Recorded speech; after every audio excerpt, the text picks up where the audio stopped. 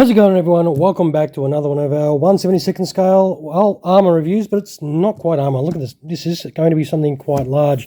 You're probably wondering what's in this big black box. Well, we will soon find out, and we will soon find out if it's resin or die-cast. It was sold as die-cast, but it's not that heavy, so we are going to open this up and check it out. But it is a Russian RT-2PM2, or Topol-M, as NATO call these, the SS-27 Sickle B. Now, these are a mobile intercontinental ballistic missile, first entering Russian service in 2000, I think the year 2000, yeah, and they still remain in service. Now, the Topol is mounted on the MZKT-79221 universal 16-wheel transporter. As you can see, this is quite long and it is quite large, but it does look very well protected. Now, the Topol can also be housed in silos as well, and Russia is the only operator of this, and it is believed to have 60 of the silo-based version of these missiles, as well as 18 of the mobile Topols that we have in this packet here. Now, we are going to try and work out how to get this safely out. This is quite a fancy box. It's made out of really good quality sort of stock. I've got this from AliExpress. Now, let us see. Now, we just move that out of the way. Move that out of the way. Whoa. All right. Whoa. Oh, that's... I am really stressing about grabbing this the right way, because I do not want to break this this missile at all. I'm assuming this is the missile. It does look like the missile there. Let us open this up. Now, it does feel reasonably light. Well, the missile does, so I'm assuming this is like a resin. Holy shit. Man, that is... well, it's definitely plastic, as you can see there. You can see right inside there. Check out the detail of that. So, obviously, some little bit of assembly is required, but Jesus. Check out the shading. Man, this is really well done. For those of you that are not able to make models, you will definitely be pretty happy with the quality of this. This is brilliant. I'm assuming that's how it goes. It doesn't really lock into place though. No. So it's obviously going to sit in maybe a cradle of the launcher, but this is how she's going to look. Maybe you have to glue it. I'm not 100% sure. There are no instructions, of course, but this, as you can see, this is like a foot long. Not a foot long sub, but a foot long missile. That is pretty full on. Let us get to, well, checking out what's in here. Now, as you can see, this is brand new, never been opened, and we are opening this for the first time, so we're both going to have some fun. Now, there is obviously some assembly, and you do get some nicely painted dudes in there. Obviously, they're all going to be Russian. Now, I do want to say at this time, just because it's Russian doesn't mean you've got to dislike the video. I'm purely reviewing these as models. I don't care what flag they're flying under. I just like to see a model and decide, yeah, that looks pretty cool. I'm going to check it out. So if you feel like giving this a dislike just because it's Russian, you're not hurting Russia. You're just hurting me. Now, I do not know what that is, but it is a metal component. So there you go.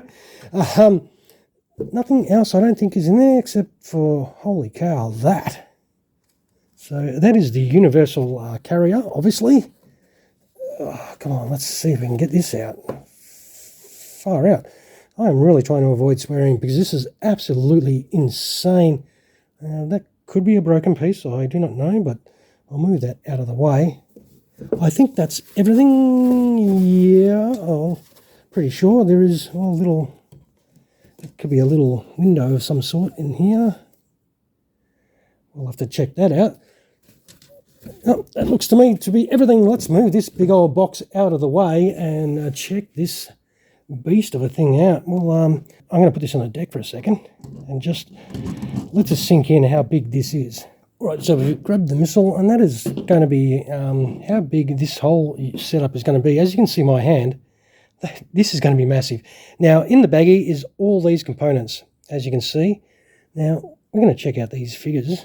Check out the detail of those soldiers. That's mad. There is a lot of serious detail in there. They are really well done. That dude looks to be holding some kind of sort of a computer pad there, like a control pad of some sort. How cool is that? And the level of detail, outrageous. And of course, all of that good stuff we do have to affix to that and work out how to put it together, because no instructions. All right, so I'm going to go off and try and work out how to put this together, and we'll see you in a minute when I've done that, or maybe an hour. Who knows? All right, we'll be back in a sec, hopefully. All right, here we are with it set up for launch position, as you can see. Now, it's pretty hard to show you, but, well, this is a 30 centimetre ruler or a foot sort of thing, and that is how high that missile does sit when it's in the launch position. So this is absolutely huge, and I think it is very impressive. So there is a little shaft that you have to put in there that is separate to the whole component, but you do put these little stabilizers there. They are magnetized, and you do get the option for the travel ones as well, and that is pretty cool. I think overall this is fantastic, and of course you just take this part out, and then you can lower this down like that, and that is how it will look in its travel mode. We'll zoom down a fraction and have a little look a bit closer. Now we'll move the missile off, because there is some really nice detail that I reckon you guys should see. And speaking of detail, this is the detail of the actual missile. There is a ton of detail. I mean, it is not die-cast, it is a resin, so a plasticky feel to it, but boy, oh boy, you will definitely be happy if you're into something just a little bit different. I mean, just because it's Russian doesn't mean you can't get it. So I just saw this, so I don't care whether it was Russian or whether it was from Mars. This looked pretty cool, and I really wanted to get it to check it out, obviously. Now, of course, you do have to put on the little doors there, which is pretty cool. There is that door, and on this side there's two doors there. They just sort of push in, so they do have the habit of dropping out, which is just a little bit unfortunate, of course. And of course you've got an engine deck here. Let's open that up. We'll zoom in a fraction so you can see some of these details. Check out the engine details. Far out. You can see the radiator with the thermo fans and the beautiful engine detail, and all those really, really nice details there. We'll move that out of the way so you can see all the axles, and I'm just blown away by the level of detail in this whole build. Just amazing. Now, of course, as I said, you can swap out the legs, which is very straightforward. So they're the extended legs for when you're in the launch position, of course, and you get the closed ones, which are a very straightforward process. You just bang, whack them in. As I said, they're magnetized, so you can just put them in. Very straightforward. Same with the back ones. Just take those out very quickly, and then you'll be able to put your rear ones in. Bang, like that. Too easy. And there is a lot of detail underneath here as well, if you can see the nice I don't think suspension wise, no, nothing moves, but boy, the wheels roll without problem. As you can see, they do scoot around, all right. If you do buy one of these and you live on a hill, don't let go of it, because these are going to keep going. It's still going. But these all do roll really nicely, which is really, really cool. They do have a little bit of simulated weathering on them, which is nice. It's a little bit of a muddy sort of touch to it, which is always pretty cool. But yeah, I definitely think this has got some awesome detail on it. You'll definitely as I said, if you're into something a little bit different, something to have it next to your other aircraft and things like that, just to set off something different. As I say, I like to check out the weird and wonderful stuff as well, and this is something weird and wonderful for sure. Now, of course, you would have seen the photos at the front, of course. Feel free to check out this on the turntable. Now, don't forget, if you do like what you see, throw me some of those if you like the model. And always feel free to subscribe to the channel if you enjoy seeing the things we do bring to you. I do try and bring a little bit of a variation of things to the channel, so hopefully I've enlightened some of you to something different that's out there and available.